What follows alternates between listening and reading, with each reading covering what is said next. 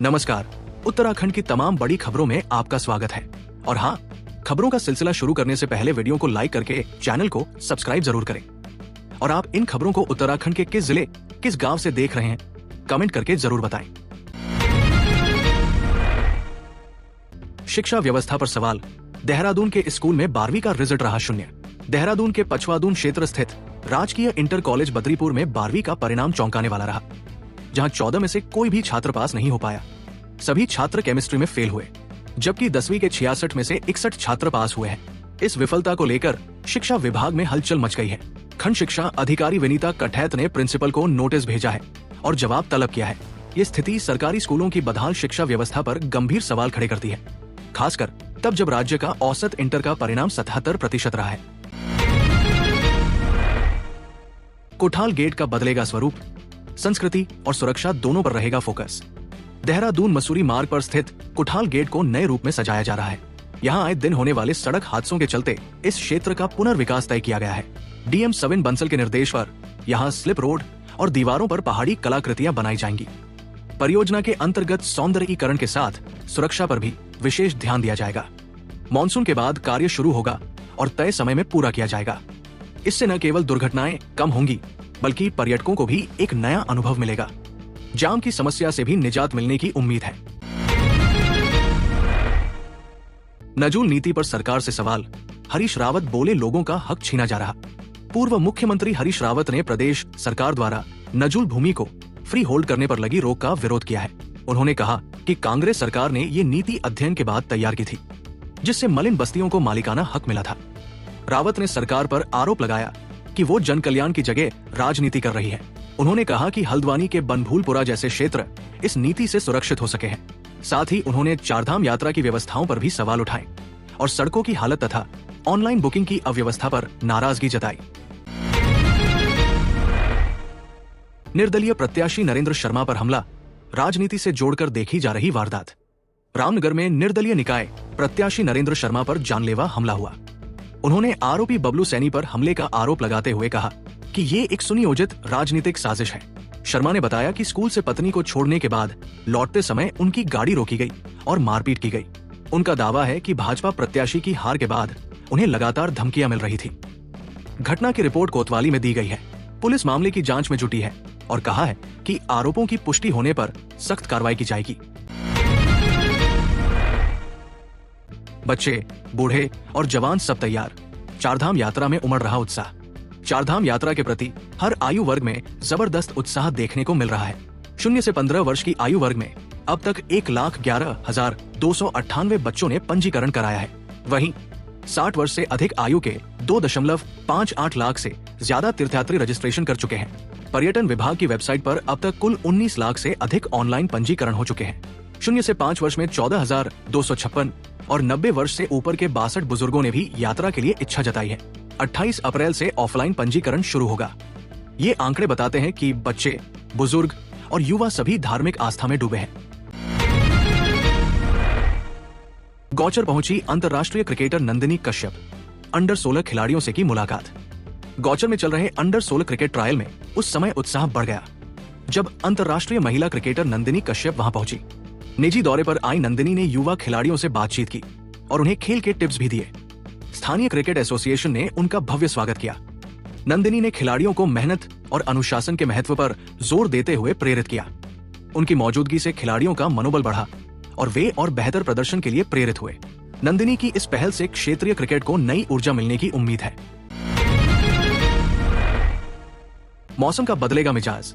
पहाड़ों में बारिश की संभावना और मैदानों में बढ़ेगी गर्मी। मौसम विज्ञान केंद्र के अनुसार उत्तराखंड के कुछ पर्वतीय क्षेत्रों जैसे उत्तरकाशी, चमोली और पिथौरागढ़ के ऊंचाई वाले इलाकों में मंगलवार को हल्की बारिश की संभावना है। हालांकि अन्य क्षेत्रों में मौसम शुष्क रहेगा। 25 अप्रैल तक प्रदेश भर में गर्मी का असर बढ़ेगा। दिन का तापमान लगातार बढ़ रहा है और उमस भी लोगों को परेशान कर रही है।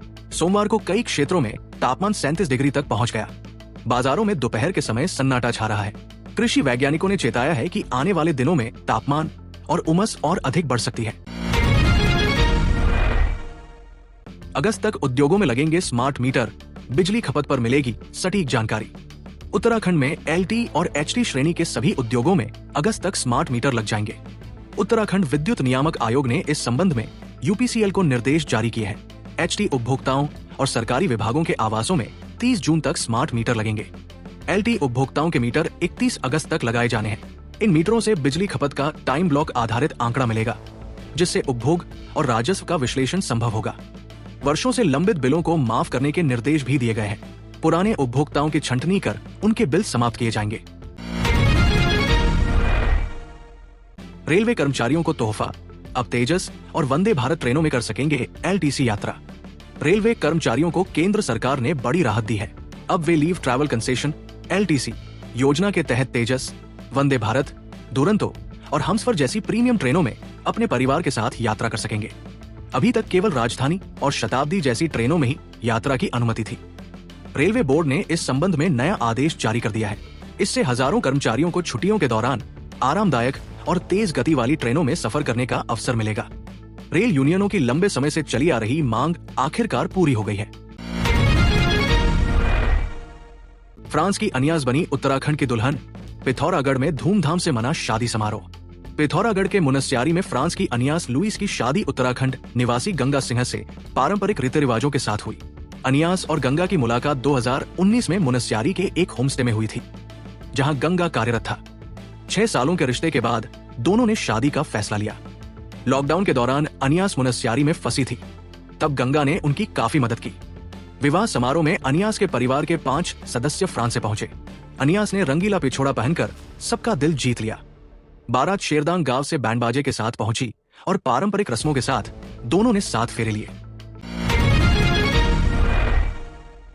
राहुल गांधी पर बरसे महेंद्र भट्ट। चुनाव आयोग पर बयान को बताया दुर्भाग्यपूर्ण। उत्तराखंड भाजपा प्रदेश अध्यक्ष महेंद्र भट्ट ने राहुल गांधी के अमेरिका में दिए गए बयान की तीखी आलोचना की है। उन्होंने कहा कि राहुल गांधी ने चुनाव आयोग पर सवाल उठाकर देश की संवैधानिक संस्थाओं की छवि को धूमिल किया है।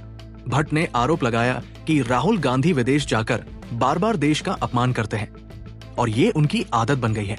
उन्होंने कहा कि जिस चुनाव प्रणाली से राहुल गांधी संसद में पहुंचे, उसी पर वे प्रश्न खड़े कर रहे हैं। भट्ट ने इसे कांग्रेस की हताशा बताया और कहा कि देशवासी इस तरह की बयानबाजी को अब गंभीरता से नहीं लेते।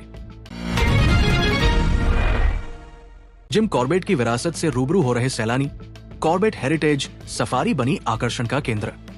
रामनगर वन प्रभाग के अंतर्गत छोटी हल्द्वानी में शुरू हुई कॉर्बेट हेरिटेज जंगल सफारी तेजी से पर्यटकों के बीच लोकप्रिय हो रही है।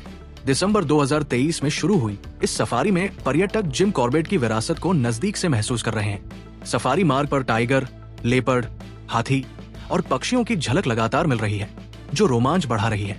यहाँ जिप्सी सफारी के साथ पैदल ट्रैकिंग का विकल्प भी उपलब्ध है। पर्यटक जिम कॉर्बेट के पुराने घर, म्यूजियम और ऐतिहासिक स्थलों को देखते हैं।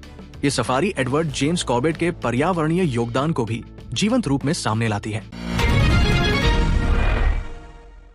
श्रमिकों के लिए वरदान बनी ये योजना। पढ़ाई से लेकर शादी तक मिलेगी मदद। उत्तराखंड श्रम विभाग द्वारा चलाई जा रही भवन एवं सन्निर्माण श्रमिक योजना के तहत पंजीकृत मजदूरों को शिक्षा, स्वास्थ्य, उपकरण और पारिवारिक सहायता प्रदान की जा रही है। नैनीताल जनपद में करीब 45,000 श्रमिक पंजीकृत हैं। श्रमिकों के बच्चों को कक्षा के अनुसार 18 से 10,000 रुपए तक की छात्रवृत्ति मिलती है। साथ ही बेटी की शादी पर 51,000 रुपए की सहायता और श्रमिक की मृत्यु पर 2 से 4 लाख रुपए तक मुआवजा भी दिया जाता है। श्रमिक इस योजना के लिए CSC सेंटर के माध्यम से आवेदन कर सकते हैं। योजना का उद्देश्य श्रमिकों की सामाजिक सुरक्षा और जीवन स्तर में सुधार लाना है। अभी के लिए बस इतना ही। हम फिर हाजिर होंगे कल सुबह कुछ नई खबरों और अपडेट्स के साथ। तब तक के लिए नमस्कार।